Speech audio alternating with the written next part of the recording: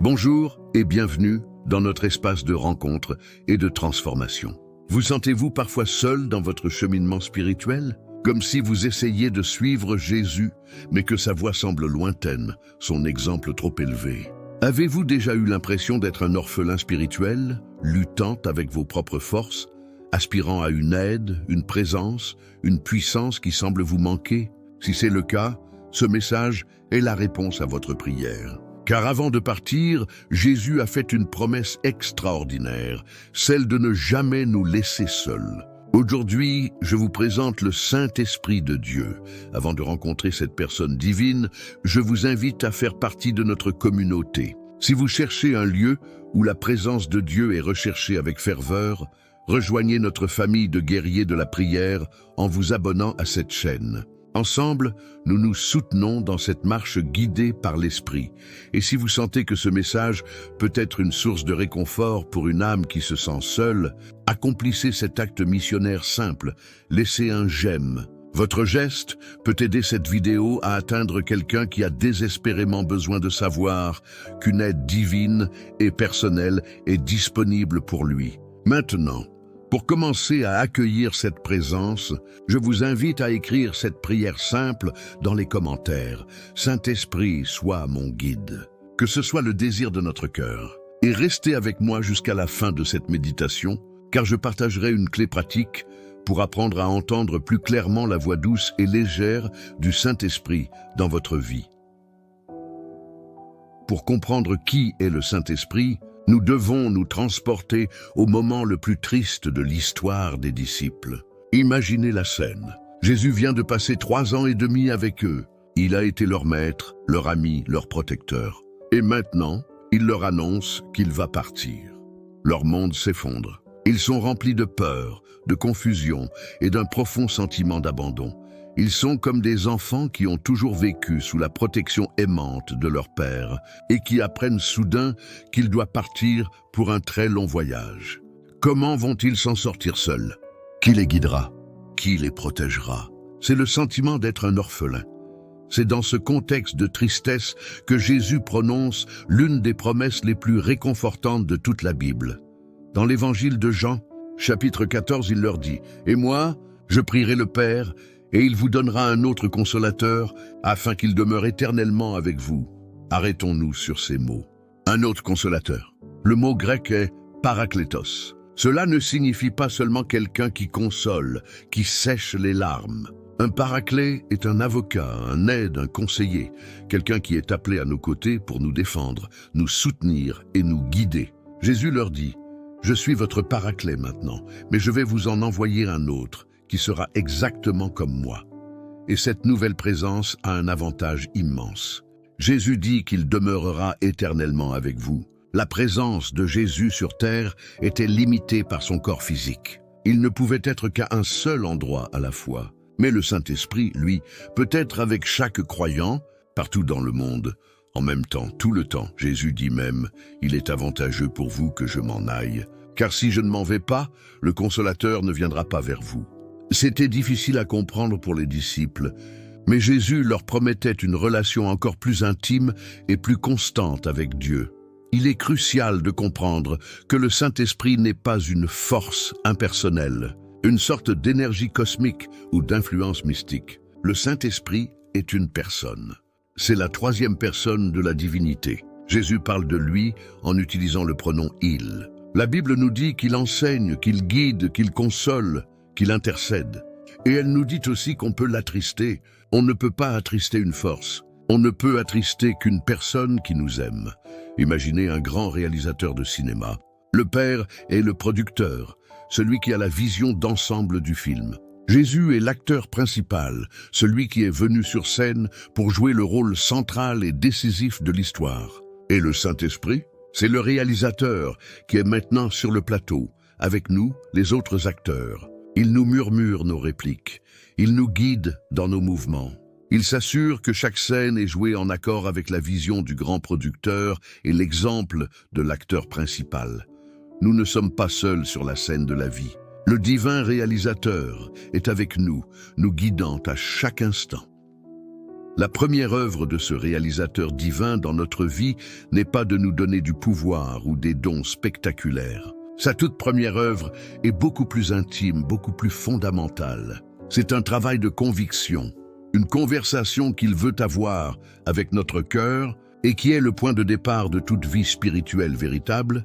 Jésus l'a expliqué dans Jean, chapitre 16. Il a dit que lorsque le Consolateur viendrait, il convaincra le monde en ce qui concerne le péché, la justice et le jugement. Le mot « convaincre » ici n'a pas le sens d'une condamnation. Ce n'est pas la voix d'un procureur qui crie « coupable ». C'est plutôt la voix d'un médecin expert et bienveillant qui, après un examen approfondi, pose son doigt sur la cause de notre maladie et dit « Voilà le problème, mais n'ayez pas peur, j'ai le remède parfait ». La conviction du Saint-Esprit n'est pas un diagnostic qui mène au désespoir, mais à l'espérance. Premièrement, il nous convainc de péché. Mais de quel péché? Jésus précise, en ce qui concerne le péché, parce qu'il ne croit pas en moi. C'est une révélation extraordinaire. Le Saint-Esprit ne vient pas d'abord pour nous faire une liste de toutes nos mauvaises actions. Il va à la racine. Le péché fondamental, la maladie originelle de l'âme humaine, c'est notre état de déconnexion d'avec Jésus, la source de la vie. Nos mauvaises actions ne sont que les symptômes de cette maladie. Imaginez un pommier qui produit des fruits amers. Vous pourriez passer votre vie à essayer d'arracher les mauvais fruits, mais d'autres repousseraient. Le Saint-Esprit ne se contente pas de pointer du doigt les fruits amers. Il nous montre que le vrai problème est que les racines de l'arbre ne sont pas connectées à la bonne source d'eau vive. Il nous convainc que notre plus grand besoin n'est pas de mieux nous comporter, mais de nous reconnecter à Jésus. Deuxièmement, il nous convainc de justice. Jésus explique, en ce qui concerne la justice, parce que je vais au Père et que vous ne me verrez plus. Comment le fait que Jésus retourne au ciel nous convainc-il de justice? Parce que son acceptation par le Père est la preuve que sa vie était parfaitement juste. C'est comme si vous essayiez de dessiner un cercle parfait à main levée. Vous pensez que votre dessin est plutôt bon. Puis quelqu'un place à côté un cercle parfait, dessiné avec un compas. Soudain, vous voyez toutes les imperfections de votre propre cercle. Le Saint-Esprit place la vie parfaitement juste de Jésus à côté de la nôtre. Cela nous convainc de notre propre manque de justice. Mais ce n'est pas pour nous humilier. C'est pour nous montrer que la justice parfaite dont nous avons besoin existe et qu'elle nous est offerte en cadeau. Troisièmement, il nous convainc de jugement, et c'est une nouvelle merveilleuse. Jésus dit, en ce qui concerne le jugement, parce que le prince de ce monde est jugé, la conviction de jugement que l'Esprit apporte n'est pas d'abord une menace de notre propre condamnation future. C'est l'annonce d'une victoire déjà remportée. C'est la nouvelle que notre véritable ennemi, Satan, le prince de ce monde, a déjà été jugé et vaincu à la croix. Imaginez que vous êtes un prisonnier de guerre dans un pays occupé par un tyran cruel. Un jour, vous entendez un message secret à la radio. Le tyran a été vaincu dans une bataille décisive par le roi légitime. Il y a encore des combats, mais l'issue de la guerre est certaine. La conviction de jugement du Saint-Esprit est ce message radio. Il nous annonce que le tyran qui nous tenait captifs a été défait et que nous sommes maintenant libres de choisir de servir notre libérateur. C'est donc cela, la première conversation que le Saint-Esprit veut avoir avec nous. C'est une conversation de clarification. Il nous montre notre vrai problème, le manque de foi en Jésus, la seule solution, la justice de Jésus, et la réalité de notre libération, la défaite de l'ennemi. C'est le fondement de l'Évangile. Une fois que nous avons accepté le diagnostic et le remède de Dieu, le travail du Saint-Esprit ne fait que commencer. Après nous avoir conduits à Jésus, son rôle change. Il devient notre guide personnel, notre professeur et notre consolateur pour le voyage. Comment accomplit-il ces nouvelles missions dans notre vie quotidienne? Premièrement, il est notre guide. Jésus a promis. Quand le consolateur sera venu, l'Esprit de vérité, il vous conduira dans toute la vérité. Jean 16, 13. Il ne s'agit pas seulement de vérité théologique, mais d'une guidance pratique pour les carrefours de notre vie. Quelle décision prendre? Quel chemin emprunter? L'Esprit est là pour nous diriger. La guidance du Saint-Esprit est plus qu'un GPS. Un GPS vous montre une carte et vous donne des instructions vocales. Mais si la route est bloquée ou si vous tombez, le GPS ne peut rien faire. Le Saint-Esprit est un guide de montagne personnel. Il ne vous donne pas seulement la carte, la Bible. Il marche avec vous sur le sentier. Il connaît les dangers cachés. Il vous aide à franchir les obstacles. Et si vous tombez, il vous tend la main pour vous relever.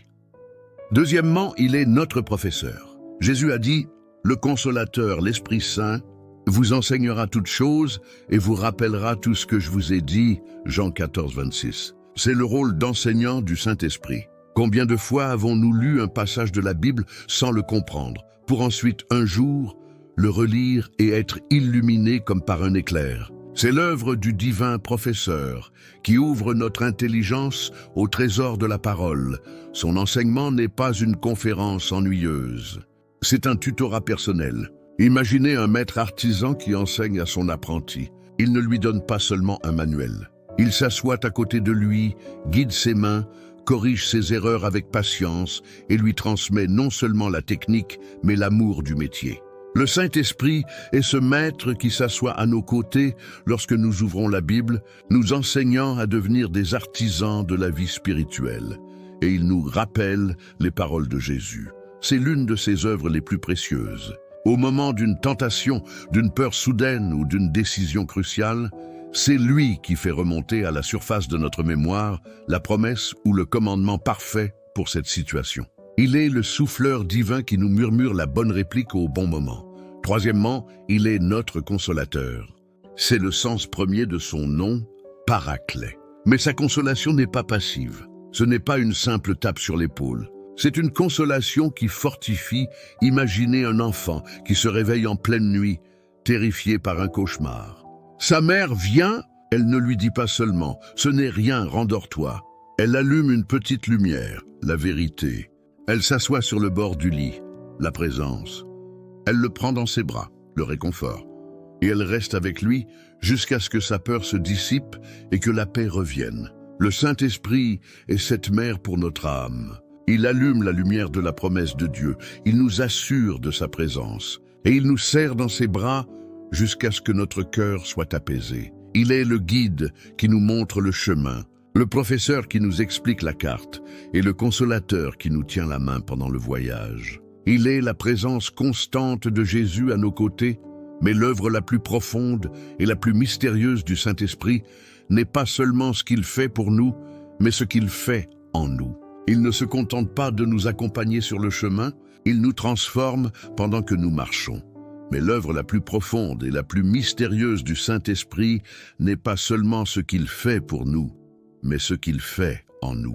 Il ne se contente pas de nous accompagner sur le chemin, il nous transforme pendant que nous marchons. C'est le miracle de la nouvelle naissance et de la sanctification, le travail le plus intime du Saint-Esprit. Et c'est ce que nous allons explorer. Lorsque nous acceptons Jésus, le Saint-Esprit opère en nous, ce que la Bible appelle la nouvelle naissance. Ce n'est pas une simple amélioration de notre vieille nature, c'est une recréation. Imaginez une vieille maison en ruine, avec des fondations fissurées et des murs moisis. On peut essayer de la repeindre, de changer les fenêtres, mais elle restera toujours une vieille maison fragile. La nouvelle naissance, ce n'est pas repeindre la maison, c'est la démolir entièrement et en construire une nouvelle, sur des fondations solides. C'est une œuvre que nous ne pouvons pas faire nous-mêmes. L'histoire de Nicodème, dans l'évangile de Jean, au chapitre 3, nous l'illustre parfaitement. Nicodème était un chef religieux, un homme bon, moral, respecté. Il était la meilleure version possible de la vieille maison.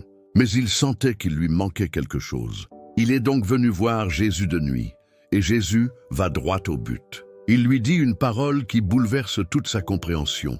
En vérité, je te le dis, si un homme ne naît de nouveau, il ne peut voir le royaume de Dieu. Nicodème, l'intellectuel, ne comprend pas. Il demande « Comment un homme peut-il naître quand il est vieux ?» Il pense de manière littérale, humaine. Jésus explique alors le mystère. En vérité, je te le dis, si un homme ne naît d'eau et d'esprit, il ne peut entrer dans le royaume de Dieu. Naître d'eau est le symbole extérieur du baptême, notre témoignage public. Mais naître d'esprit est le miracle intérieur, invisible, l'œuvre de recréation du Saint-Esprit dans notre cœur. C'est comme la métamorphose d'une chenille en papillon.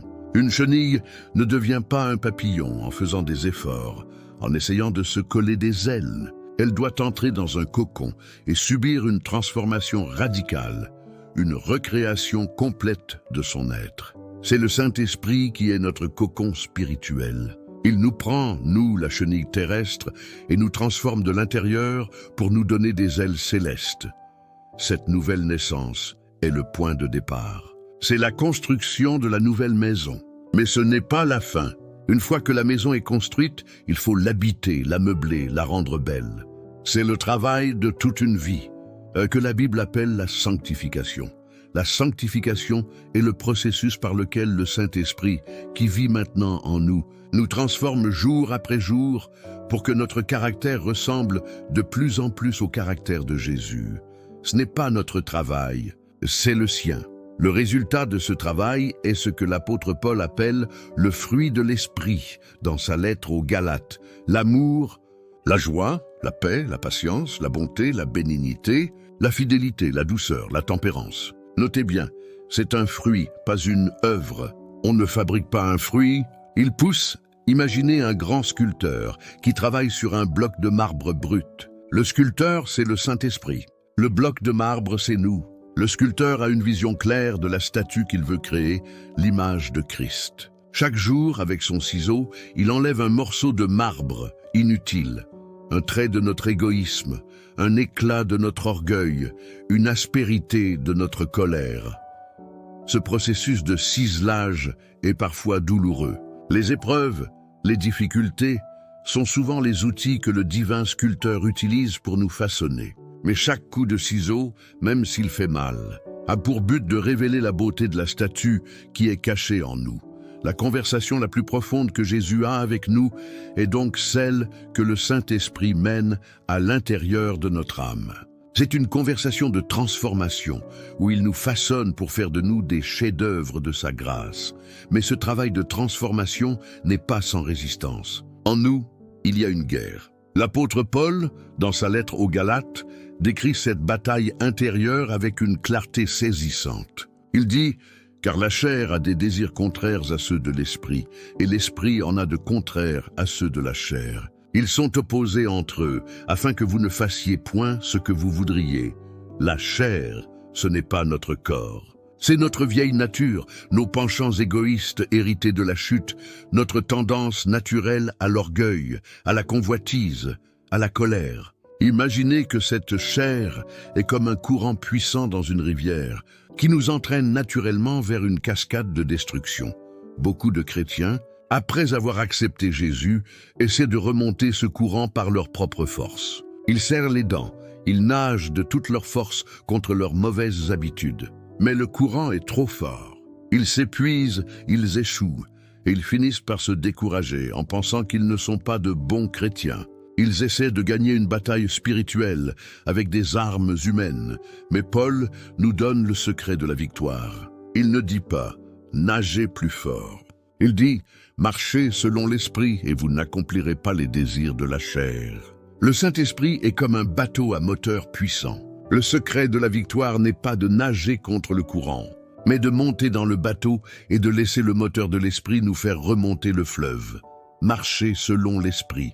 C'est donc un acte de reddition et de dépendance. C'est de cesser de compter sur notre propre force de volonté et de commencer chaque matin à dire « Saint-Esprit, aujourd'hui je ne peux pas, mais je sais que tu peux. Prends le contrôle de mes pensées, de mes paroles, de mes actions. Sois ma force. » C'est un choix conscient de rester dans le bateau. L'œuvre de l'Esprit n'est pas seulement de nous aider à résister au mal, à ne pas être emportés par le courant. Son but est de nous faire produire du bien, de nous emmener vers des paysages magnifiques en amont. C'est pourquoi Paul continue en décrivant le fruit de l'esprit. Ce fruit est l'amour, la joie, la paix, la patience, la bonté, la bénignité, la fidélité, la douceur, la tempérance. Ce n'est pas une liste de choses que nous devons faire. C'est la description de ce que nous devenons lorsque nous laissons l'esprit travailler en nous. Imaginez un jardinier divin Le Saint-Esprit, qui vient planter dans le sol de notre cœur la graine d'une nouvelle nature. Notre travail n'est pas de produire le fruit. Notre travail est de cultiver le sol, d'enlever les pierres de l'orgueil, d'arracher les mauvaises herbes du péché non confessé et d'arroser la graine chaque jour avec l'eau de la parole de Dieu et le soleil de la prière. Si nous faisons notre part, le jardinier, lui, fera pousser le fruit. C'est sa spécialité. Ce processus de sanctification est une transformation de nos désirs. Au début, nous devons souvent dire non à des choses que notre vieille nature désire encore. Mais plus nous marchons avec l'Esprit, plus nos propres désirs commencent à changer. Nous commençons à aimer ce que Dieu aime et à détester ce que Dieu déteste. La sainteté devient moins un devoir et plus un délice. Le Saint-Esprit vit donc en chaque vrai croyant. Il nous a convaincus, il nous guide, il nous enseigne et il nous transforme. Mais la Bible parle d'une expérience encore plus profonde. Elle parle d'être rempli de l'Esprit, d'un baptême du Saint-Esprit. Est-ce que cette expérience est réservée à quelques-uns ou est-ce une invitation pour tous? Comment passer du fait d'avoir l'Esprit en nous à être pleinement contrôlé et rempli par lui? Pour comprendre cela, imaginez un voilier. Le Saint-Esprit est comme le vent. Le vent souffle pour tout le monde. Quand nous acceptons Jésus, c'est comme si un grand mât avec une voile était installé sur notre barque. Nous avons le potentiel, mais pour que le bateau avance, il ne suffit pas d'avoir une voile. Il faut la hisser pour qu'elle se remplisse de vent. Être rempli de l'Esprit est l'acte de hisser la voile de notre volonté chaque jour pour être propulsé par sa puissance. L'exemple le plus puissant de cette expérience est celui des disciples après l'ascension de Jésus. Ils étaient dans une chambre haute à Jérusalem. Que faisaient-ils? Ils se cachaient. Ils avaient peur. Malgré tout ce qu'ils avaient vu, la peur les paralysait. Ils étaient des croyants, mais ils étaient des croyants impuissants. Mais Jésus leur avait fait une promesse juste avant de partir. Il leur avait dit « Vous recevrez une puissance, le Saint-Esprit survenant sur vous, et vous serez mes témoins. » Acte 1:8. Le but de cette puissance n'était pas pour leur propre bénéfice, mais pour une mission, être des témoins. Et au jour de la Pentecôte, la promesse s'est accomplie. La Bible nous dit qu'un bruit comme celui d'un vent impétueux a rempli la maison. Des langues de feu se sont posées sur chacun d'eux. Et il est écrit, ils furent tous remplis du Saint-Esprit. Et quelle a été la conséquence immédiate? La peur a disparu. La porte de la chambre haute s'est ouverte. Et Pierre, le même Pierre qui, quelques semaines plus tôt, avait renié Jésus par peur d'une servante, se lève devant la foule et prêche un sermon d'une puissance et d'une audace incroyables. La transformation était totale. Être rempli du Saint-Esprit n'est donc pas d'abord une expérience émotionnelle, mais une habilitation pour la mission. C'est Dieu qui équipe ses soldats pour la bataille. C'est le réalisateur qui donne à ses acteurs la puissance et la clarté pour jouer leur rôle avec conviction. Ce baptême, ou cette plénitude, n'est pas une expérience unique. L'apôtre Paul, dans sa lettre aux Éphésiens, nous donne un ordre au présent continu. Soyez continuellement remplis de l'Esprit. Éphésiens 5:18. C'est un besoin quotidien. Chaque jour, notre voile a besoin d'être à nouveau hissée pour attraper le vent de l'Esprit. Comment hisser cette voile? Par un acte de reddition matinale. C'est de commencer chaque journée en disant « Saint-Esprit, aujourd'hui, je ne peux pas, mais tu peux. Je te soumets ma volonté, mes plans, mes forces. Remplis-moi, guide-moi, utilise-moi. » Le but de cette plénitude est toujours orienté vers l'extérieur. La puissance que nous recevons n'est pas pour notre propre extase spirituelle, mais pour nous rendre capables d'aimer notre prochain plus profondément, de pardonner plus facilement et de témoigner de Jésus avec plus de courage et de naturel. Une vie remplie de l'Esprit est une vie de service, et cette promesse est pour tout le monde. À la fin de son sermon de la Pentecôte, Pierre déclare à la foule « Repentez-vous, et vous recevrez le don du Saint-Esprit. Car la promesse est pour vous, pour vos enfants, et pour tous ceux qui sont au loin, en aussi grand nombre que le Seigneur notre Dieu les appellera. » La promesse est pour vous. L'invitation à être rempli du Saint-Esprit, à vivre une vie de puissance, de transformation et de service, vous est adressée personnellement aujourd'hui. Il ne s'agit pas de le mériter, mais de le désirer et de le demander. Comment faire cette demande? Comment ouvrir notre cœur pour recevoir cette plénitude? C'est la dernière étape de notre voyage, la prière d'un cœur qui a soif. Je vous invite à vous joindre à moi dans cette prière. Ne laissons pas la promesse de Jésus n'être qu'une belle théorie. Faisons-en notre expérience. Père Céleste, je viens devant toi. Je confesse que j'ai trop souvent essayé de vivre la vie chrétienne par mes propres forces. Je suis fatigué de lutter contre le courant. Je reconnais ma faiblesse, ma peur, mon impuissance. Seigneur Jésus, je te remercie pour ta promesse de ne jamais nous laisser orphelins. Merci pour le don du Saint-Esprit, notre consolateur, notre guide. Aujourd'hui, je ne veux plus me contenter de savoir qu'il est avec moi. Je désire être rempli de lui. Comme les disciples dans la chambre haute, je me présente devant toi avec ma peur et ma faiblesse. Je hisse la voile de ma volonté. Je t'en prie, Saint-Esprit, souffle sur ma vie. Remplis-moi de ta présence. Prends le contrôle de mes pensées, de mes paroles, de mes désirs.